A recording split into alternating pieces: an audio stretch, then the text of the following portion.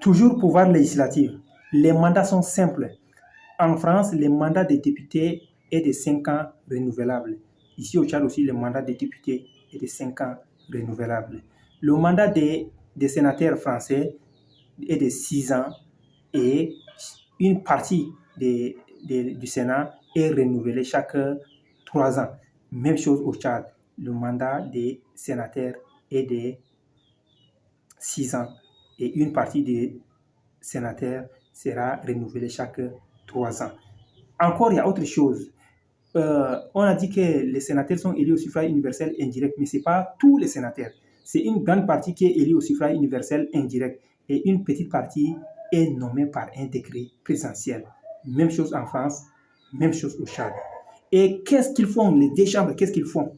Je vais avoir le temps de faire encore une vidéo dessus pour parler de ce que les deux chambres vont faire. Ça, c'est des vidéos où je vais détailler les choses. Mais ici, je suis en train de parcourir de façon superficielle pour qu'on ait une idée. Et là, prochainement, je vais avoir une vidéo sur chaque élément de ma vidéo. Là, je vais avoir une vidéo particulière où je vais détailler les choses afin que nous puissions nous situer.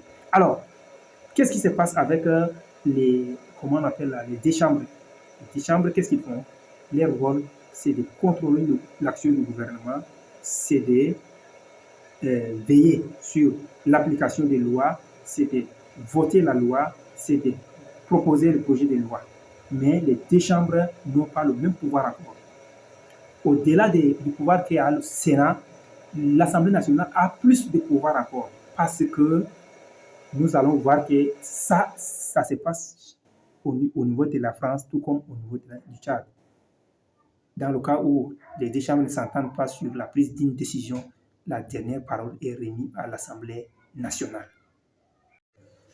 En plus de leur rôle de contrôler l'action du gouvernement, de veiller sur l'application des lois, les deux chambres ont encore d'autres pouvoirs.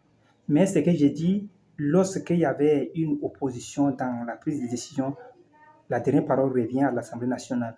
Et ajouté à ce pouvoir qu'il y a à l'Assemblée nationale pour prendre la dernière parole, on donne encore le privilège à l'Assemblée nationale de mettre une motion de censure. L'Assemblée nationale peut dissoudre un gouvernement. Alors, lorsqu'on a un gouvernement qui est incapable, l'Assemblée nationale est capable de dissoudre avec ce qu'on appelle motion de censure.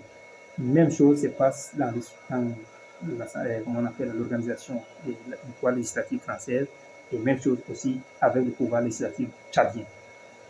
Pour finir maintenant, nous allons parler des mandats électifs. Vous savez, les mandats électifs, je vais parler de 3 mandats électifs. 1, pour le président de la République. Pour la France, c'est 5 ans. Pour le Tchad aussi, c'est 5 ans renouvelables. Mandat des députés. Pour la France, c'est 5 ans. Pour le Tchad aussi, c'est 5 ans. Mandat maintenant des sénateurs.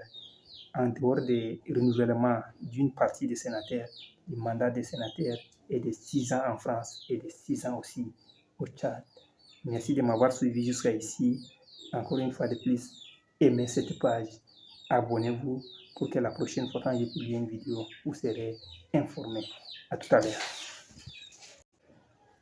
Bon, du pouvoir judiciaire, je ne peux pas trop parce que ça, il faut absolument une vidéo à part entière sur le pouvoir judiciaire. Bon, j'aurai le temps de le faire, je vais faire encore. Et ça, je ne vais plus faire là une comparaison, mais je vais vraiment parler du pouvoir judiciaire en tant que tel. Mais pour l'instant, je vais nous situer seulement sur le pouvoir judiciaire.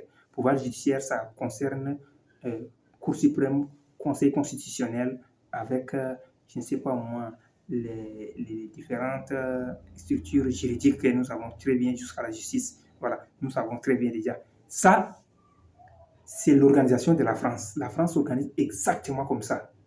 Conseil constitutionnel, Cour suprême, voyons à peu près. Et c'est la même organisation qui se reproduit ici au Tchad. Donc, même organisation avec le pouvoir judiciaire. Donc, la même chose qui se produit. Et on va aller très rapidement, on va passer sur le point 9 où on parle du pouvoir législatif. Le pouvoir législatif où je vais nous parler. À la 5e République française, le pouvoir législatif s'est divisé en 2 chambres. La chambre haute, où on parle du Sénat, et la chambre basse, où on parle de l'Assemblée nationale. Les membres de la Chambre haute sont les sénateurs et les membres de la Chambre basse sont les députés. Cette même identité du pouvoir législatif se reproduit ici aussi au Tchad. Nous avons désormais deux chambres.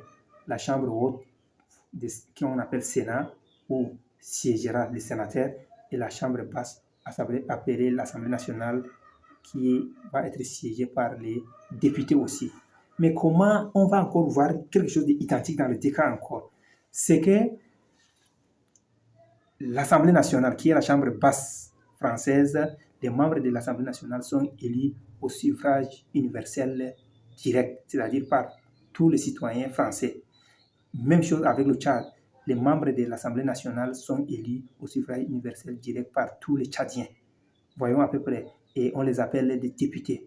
Et ils vont siéger. En France, ils siègent au palais Bourbon, et au Tchad, ils siègent au palais de la démocratie.